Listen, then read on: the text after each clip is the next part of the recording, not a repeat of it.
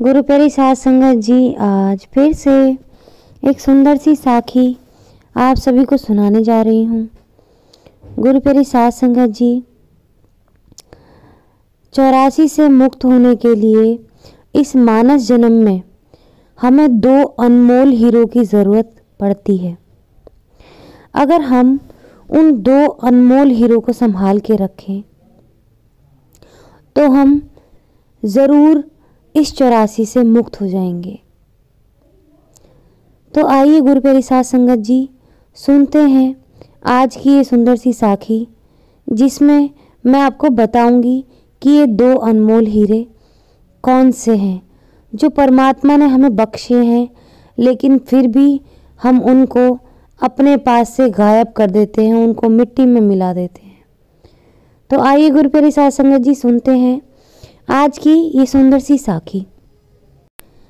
ये कहानी है एक ऊंट खरीदने वाले खरीदार की और ऊंट बेचने वाले व्यापारी की। गुरु प्यारी साध संगत जी, जिस बाजार में ऊंट की नीलामी हो रही होती है, ऊंटों की, जहां ऊंट बेचे जा रहे होते हैं, वहां पर ये खरीदार पहुंचता है और पूरी मार्केट में, पूरे बाजार में ऊंटों का मोल भाव करने के बाद एक व्यापारी के पास पहुंचता है और उससे मोल भाव करने के लिए कहता है कि बस ये लास्ट मोल भाव कर लो और मैं इस ऊंट को खरीद लूँगा। व्यापारी उस पर ऐतराज़ जताता है। फिर काफ़ी देर बहस के बाद व्यापारी मान जाता है और जिस दाम पर खरीदार ने उस ऊंट को मांगा होता है, उस दाम पर खरीदार को बेच देता है। तो गुरु प्यारी साध संगत जी, जब खरीदार उस ऊंट को अपने घर लेकर आता है तो उसके घर के साथ में जो शेड बना हुआ होता है, जिसमें वो जानवरों का लालन पालन करता है, जहाँ पर उनको पालता है, तो अपने नौकर को कहता है कि इसको ले जाकर उसी शेड में बांध दो। तो गुरु प्यारी साध संगत जी, उसका जो नौकर होता है उस शेड में जैसे ही ऊंट को बांधने जा रहा होता है, उससे पहले उसको नहलाने की कोशिश करता है तो उस ऊंट की पीठ पे एक कपड़ा बंधा हुआ होता है। जब ऊंट की सवारी करते हैं तो उसके ऊपर एक चादर बिछाई जाती है ताकि ऊंट की पीठ किसी को चुभे ना। तो उसी चादर को हटा के वो नौकर देखता है कि उस चादर के नीचे एक हीरो से बंधी हुई पोटली उसके नीचे ही पड़ी हुई थी, यानी रखी हुई थी, बांधी हुई थी उस चादर के साथ में। तो गुरु प्यारी साध संगत जी, वो पोटली को खोल के देखता है और एकदम खुश हो जाता है और अपने मालिक को बुलाता है। कहता है कि मालिक, इस ऊंट की पीठ पे जो चादर थी, इस चादर के नीचे ये पोटली मुझे मिली और इसमें देखो कितने चमचमाते हुए हीरे हैं, इससे हम ना जाने कितने अमीर बन जाएंगे। गुरु प्यारी साध संगत जी, उन हीरो को देख के खरीदार चौंक जाता है और इस पोटली को नौकर से लेके वापस उसको बांध के कहता है कि मैं अपना ऊंट खरीद चुका हूँ और इसके बदले दाम दे चुका हूँ और इन हीरो पर मेरा कोई हक नहीं है। ये हीरे उसी व्यापारी के हैं, मैं उसी को वापस लौटाने जा रहा हूँ। उस खरीदार का जो नौकर होता है बड़ा ही गुस्सा खाता है अंदर से कि कैसा मालिक, कितना बेवकूफ़ मालिक है मेरा। इसको इतनी भी अकल नहीं है कि हीरे कभी किसी को वापस किए जाते हैं, और क्या जानता है कि ये हीरे उस व्यापारी के ही हैं भी या नहीं। क्या उसको पता भी था कि ये हीरे इस ऊंट की पीठ पर बंधे हुए हैं? क्या पता उसने भी ऐसे ही अनदेखा किया हो व्यापारी ने, जैसे कि मेरे मालिक ने किया हो। बड़ा ही मन में सोचता है और अपने मालिक से कहता है कि मालिक, एक बार फिर से सोच लो, आप इन हीरो को वापस ना करो। आप अगर इन हीरो को अपने पास रखोगे तो आपके आने वाली जो पीढ़ी है और उसके आने वाली पीढ़ी है, उसका जीवन आराम से कट जाएगा।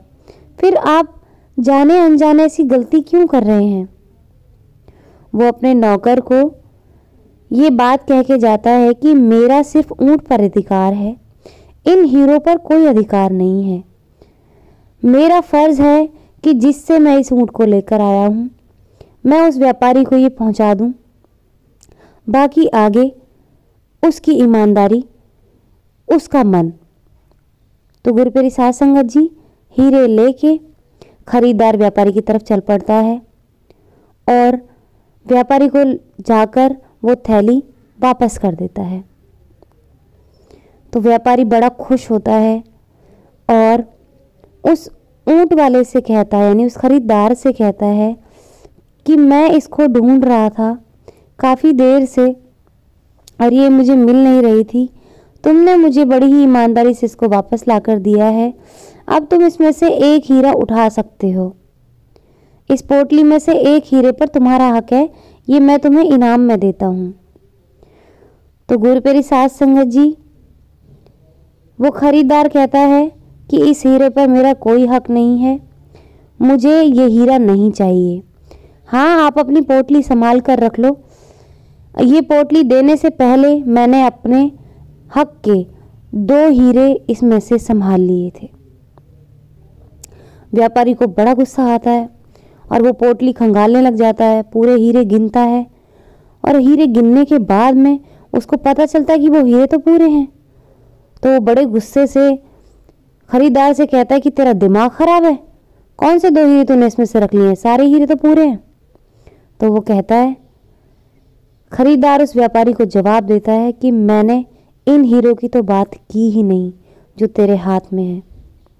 मैंने वो पोटली देने से पहले अपना आत्मसम्मान और अपनी ईमानदारी वो पहले ही इस पोटली से बाहर निकाल ली थी, ताकि मैं इन हीरों के लालच में उन अनमोल हीरों को दांव पर ना लगा बैठूं। मैं सत्संग जाता हूं और मेरे सद्गुरु ने मुझे यही सिखाया है कि पराई चीज़ पर हमारा कोई अधिकार नहीं है।